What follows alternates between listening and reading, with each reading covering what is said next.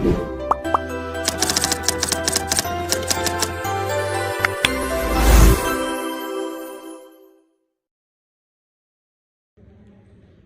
warahmatullahi wabarakatuh. Perkenalkan, saya Lia Kodaria dari Institut Kesehatan Raja Wali. Di sini saya akan menyampaikan video pembelajaran terkait dengan mata kuliah Sitohistoteknologi pada tingkat 2 program studi D3 Teknologi Laboratorium Medis dengan topik fiksasi jaringan. Berikut video yang akan saya tampilkan. Terima kasih. Assalamualaikum warahmatullahi wabarakatuh. Apa kabar semuanya? Ya, gimana kabarnya? Alhamdulillah, semoga semuanya sehat ya. Oke, hari ini pertemuan kita di minggu kedua mata kuliah histoteknologi ya. Seperti yang saya sampaikan kemarin, bahwa histoteknologi ini merupakan mata kuliah yang mengkaji tentang ilmu histologi. Nah, kita di sini sebagai ahli teknologi laboratorium medik, suatu saat nanti insya Allah kita akan bekerja di rumah sakit ataupun di puskesmas dan laboratorium ini. Salah satunya ada departemen patologi anatomi yang khusus menyajikan diagnosa dari sampel jaringan. Nah, di sini kita akan belajar bagaimana membuat sediaan jaringan tersebut seperti itu ya. Materi minggu kedua ini berkaitan dengan fiksasi jaringan. Fiksasi jaringan ya. Jadi sebetulnya apa sih tujuan pembelajaran dari fiksasi jaringan ini? Harapannya setelah mata kuliah ini kalian dapat menjelaskan prinsip kerja dari fiksasi jaringan. Selain itu juga diharapkan dapat menerapkan prosedur fiksasi dengan benar, juga dapat menerapkan jenis-jenis saluran fiksasi di laboratorium dan menerapkan quality control pada sediaan dengan faktor fiksasi. Harapannya itu ya. Oke, di sini saya menyajikan sebuah gambar. Ada yang bisa menginterpretasikan perbedaan dari dua gambar ini? Silakan. Untuk gambar yang kiri itu dagingnya masih segar, sedangkan yang kanan itu dagingnya sudah mulai membusukkan. Daging yang kiri Segar. daging yang kiri masih segar, daging yang kanan masih sudah busuk. Betul. Kira-kira kenapa masih segar? Kenapa sudah busuk? Ada yang bisa menambahkan? Kalau yang kiri itu baru dipotong, kalau yang kanan itu udah lama didiamkan. Oke, Angga sampaikan kalau yang kiri itu baru dipotong, kalau yang kanan itu udah lama. Berarti yang berkaitan dengan lama di sini ada waktu penyimpanan yang sudah melebihi batas ketentuan sehingga daging menjadi busuk. Timbullah warna seperti ini, warna berubah kecoklatan, kehitaman, terlihat tidak segar. Nah, kok bisa sih? Ketika kita simpan dalam waktu yang cukup lama, daging itu berubah menjadi tidak segar. Nah, ini ada kaitannya dengan materi yang akan kita pelajari hari ini, yaitu fiksasi. Jadi, fiksasi ini adalah suatu rangkaian yang akan kita lakukan untuk mengawetkan sediaan jaringan yang akan kita ambil sehingga tidak terjadi proses pembusukan. Bahaya kan kalau misalnya jaringannya sudah busuk? Kira-kira apa yang terjadi kalau sampel jaringan yang kita ambil dari tubuh pasien tidak kita treatment sesegera mungkin, hasilnya busuk, kita amati di bawah mikroskop? Kira-kira sesuai prosedur atau tidak? Walaupun hasilnya positif, barangkali itu adalah positif palsu atau negatif palsu. Nah, karena itu untuk menghindari hal tersebut, kita lakukan suatu metode fiksasi atau istilahnya pengawetan jaringan agar tidak terjadi proses pembusukan dini. Seperti itu ya. Lalu bagaimana prosesnya? Apa saja larutannya? Bagaimana tahapannya? Nanti akan kita pelajari berikutnya ya. Oke, di sini saya sampaikan definisi fiksasi. Fiksasi ini adalah suatu proses dalam pembuatan sediaan jaringan yang bertujuan untuk menghindari proses kerusakan jaringan yang kalian tahu pembusukan itu apa sih? Pembusuknya sulit jawab kayaknya. Mungkin karena dia secara otomatis mengalami lisis gitu, jadi ada proses autolisis kalau tidak terjadi pengawetan, tidak melakukan pengawetan. Terjadi autolisis karena beberapa kandungan dalam jaringan tersebut gitu. Oke, kalau misalnya faktor lain penyebab pembusukan apa ya? Selain faktor penyimpanan ya,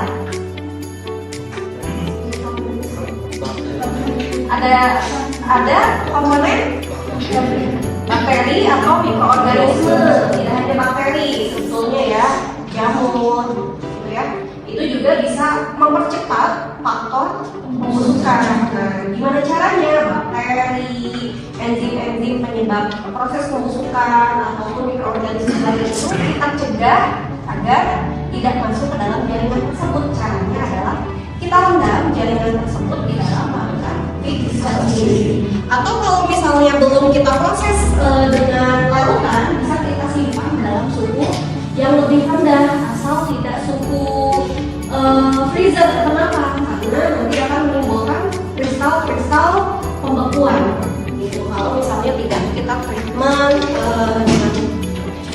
Oke, nah di sini ada gambar sediaan ginjal ya yang terfiksasi dengan baik, di mana terlihat morfologi tubulus dan granulus yang baik tanpa ada pengerukan. Selain itu warna inti maupun warna sitoplasmanya terlihat kontras ya, beda dengan gambar sebelah sini. Menurut kalian bedanya apa dari gambar kedua dengan gambar yang pertama? Oh ya,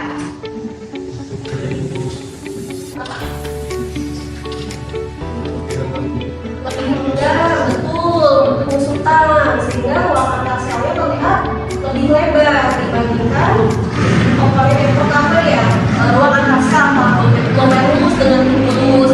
Selain itu yang putih-putih di atas kira-kira apa ya? Vakuolanya terlihat membesar karena terjadi penguraian dari enzim ataupun protein yang ada di dalam jaringan. Nah, dari sini terlihat bahwa proses fiksasi itu mempengaruhi bagaimana penampakan jaringan yang akan kita amati di bawah mikroskop. Ya, penting tidak proses fiksasi? Penting ya. Jadi jangan mengabaikan proses fiksasi. Oke, berikutnya di sini saya akan melaksanakan diskusi kelompok ya. Jadi saya mau membagi 4 kelompok 1, 2, 3, dan 4. Silakan membagi diri masing-masing. Yang pertama, kalian cari materi tentang tujuan fiksasi. Yang kedua, cari materi tentang prinsip dasar fiksasi. Yang ketiga, prosedur praktis mengoptimalkan kualitas jaringan dan jenis-jenis larutan fiksatif ya.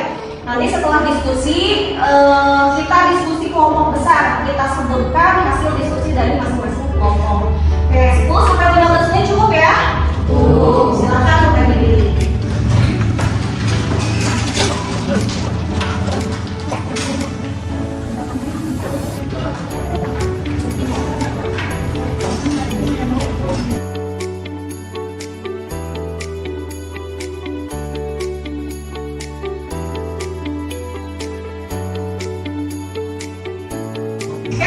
Waktunya sudah habis, sudah 15 menit kita diskusi. Sekarang kita diskusi kelompok besar ya. Saya ingin bertanya kepada kelompok yang pertama. Jadi tujuan fiksasi itu apa ya? Kelompok pertama silakan.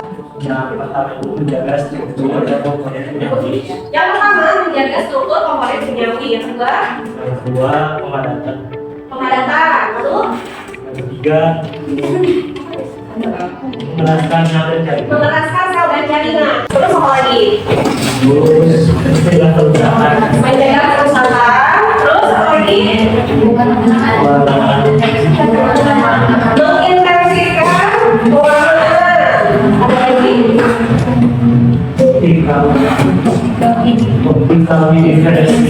Optikal diferensiasi. Karena tidak lepas dari pengamatan mikroskopis ya.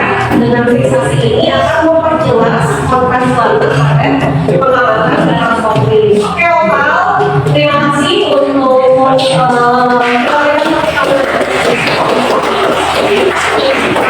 Berikutnya, bagaimana dengan prinsip dasar fiksasi kelompok 2? Ya, boleh berdiri. Untuk ini kita ada dua. Pertama ada koordinasi, sama presidensi. Koagulasi dan presidensi. Apa itu koagulasi?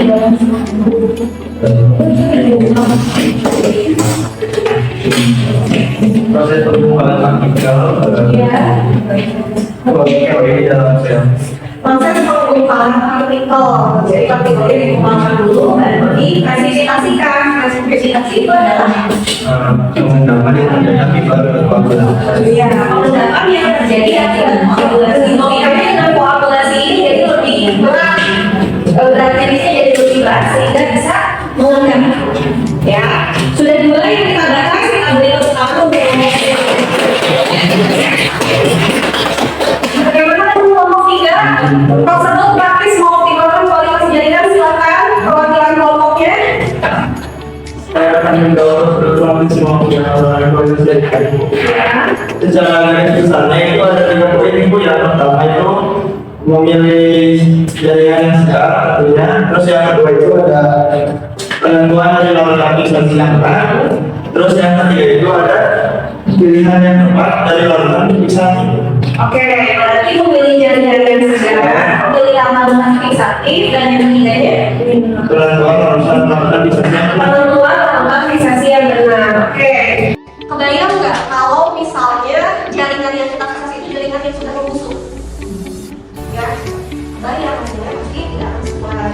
Maka dari itu, begitu kita mengambil atau melepaskan jaringan, harus kita sesegera mungkin masukkan ke dalam lawan fiksatif. Itu berarti memilih jaringan yang juga.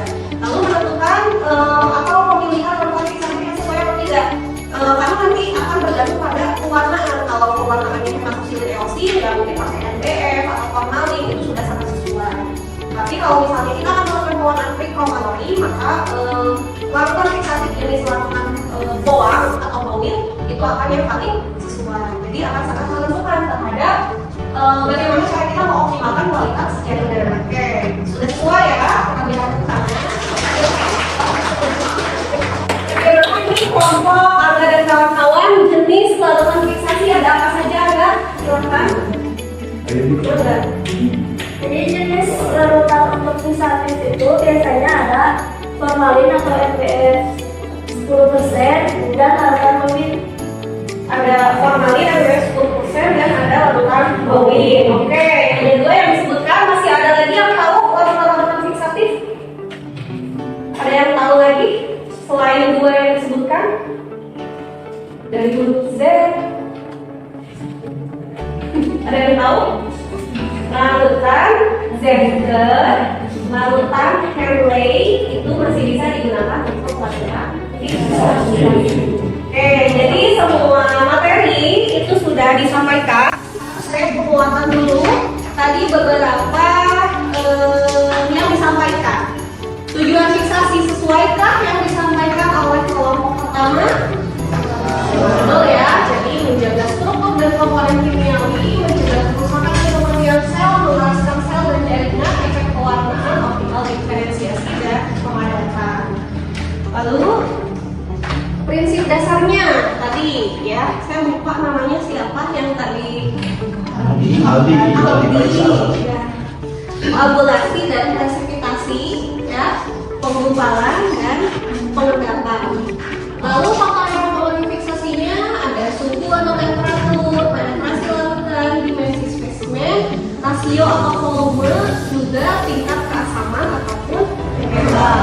Dan jenis larutan fiksasi ya, formalin, larutan boang, larutan Zenker, NBF 10% juga termasuk ya. Oke.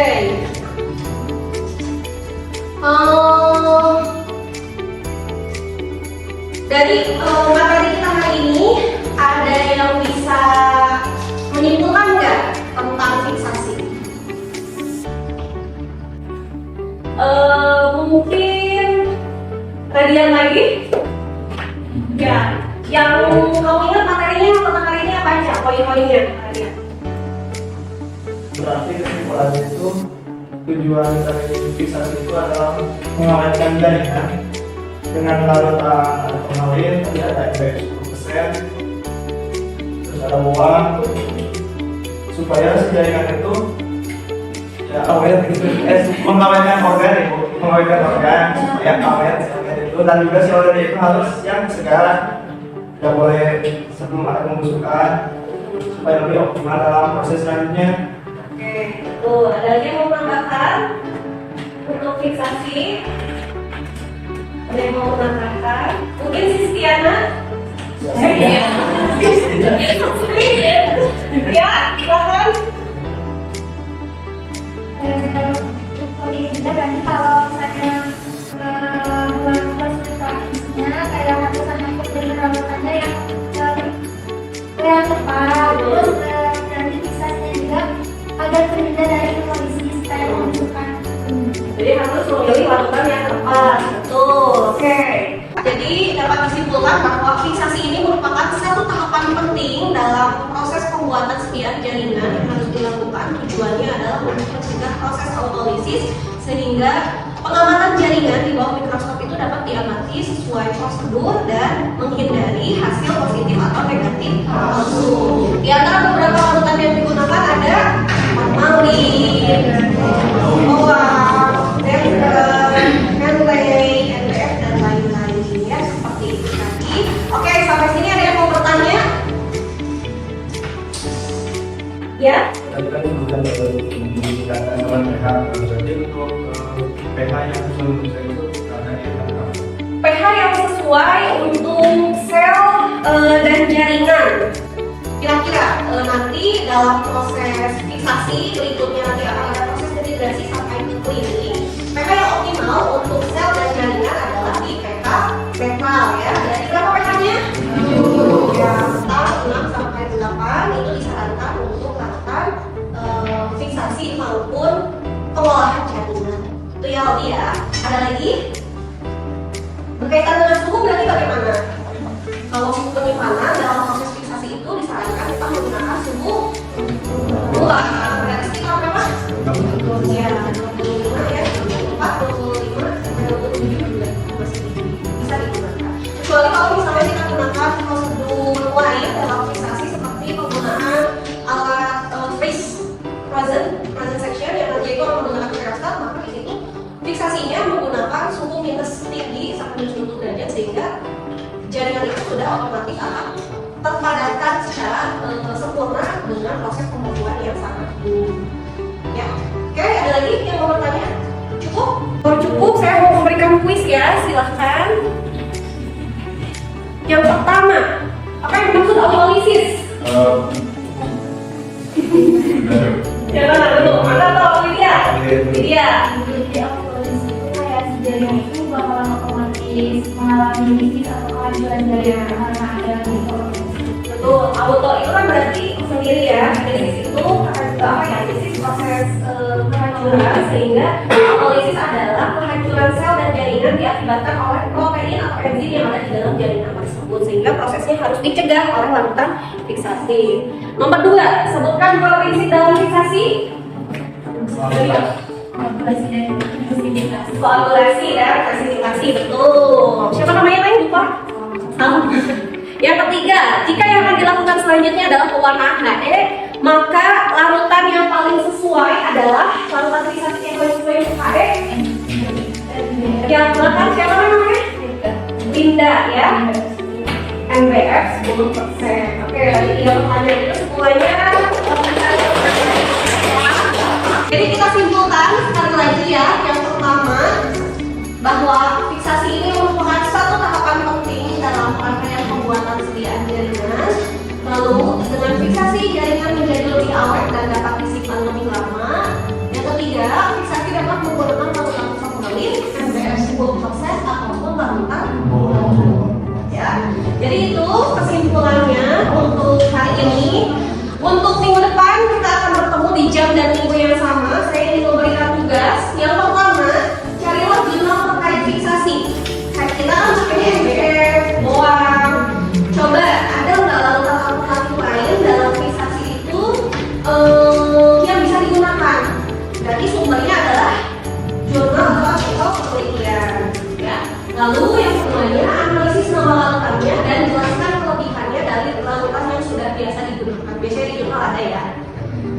Jelas? Mungkin kita buat kelompok saja ya, sesuai kelompok yang ada di sini. Berarti nanti kita akan ada 4 jenis larutan alternatif yang bisa digunakan untuk fiksasi.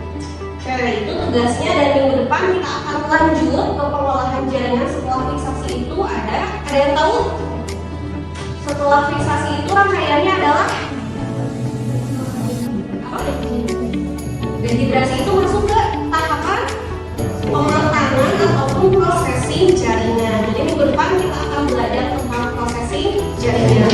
Itu ya, jadi sebelumnya kita bahas dulu terkait tugasnya, lalu masuk ke prakteknya. Demikian barangkali untuk materi hari ini. Sudah cukup? Cukup ya. Mudah-mudahan semuanya bisa paham dan bisa menjelaskan, bisa mengerjakan tugas. Tugasnya dikumpulkan minggu depan sebelum perkuliahan. Ya, itu saja. Cukup. Terima kasih atas waktunya. Saya akhiri. Kurang lebihnya mohon maaf. Wassalamualaikum warahmatullahi wabarakatuh.